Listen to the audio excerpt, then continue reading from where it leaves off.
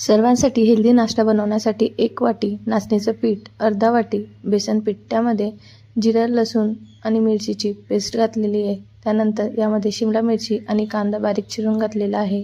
मेथीची पाने, कोथिंबीर, तुम्ही यामध्ये तुम्हाला आवडीप्रमाणे अजून गाजर, बीट ॲड करू शकतात. लाल चटणी, हळद, तीळ, मीठ आणि थोडंसं पाणी घालून व्यवस्थित एकत्र करायचं आहे. आता यामध्ये थोडंसं अजून पाणी घातलेलं आहे आणि व्यवस्थित एकत्र करून घेतलेलं आहे.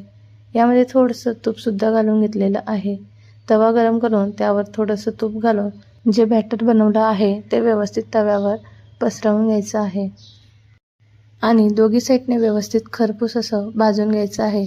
लहान मुलांच्या डब्यासाठी किंवा घरी नाश्त्यासाठी किंवा जेवणामध्ये सुद्धा तुम्ही हे बनवू शकतात. नक्की एकदा ट्राय करून बघा. धन्यवाद.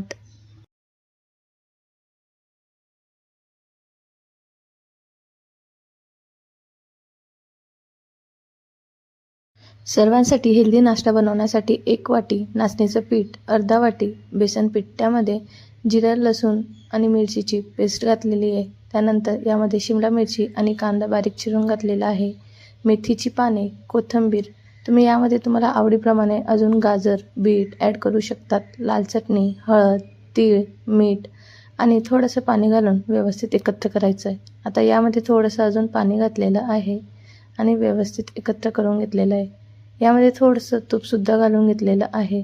तवा गरम करून त्यावर थोडंसं तूप घालून जे बॅटर बनवलं आहे ते व्यवस्थित तव्यावर पसरवून घ्यायचं आहे आणि दोघी साईडने व्यवस्थित खरपूस असं भाजून घ्यायचं आहे.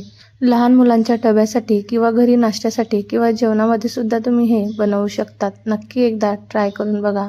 धन्यवाद.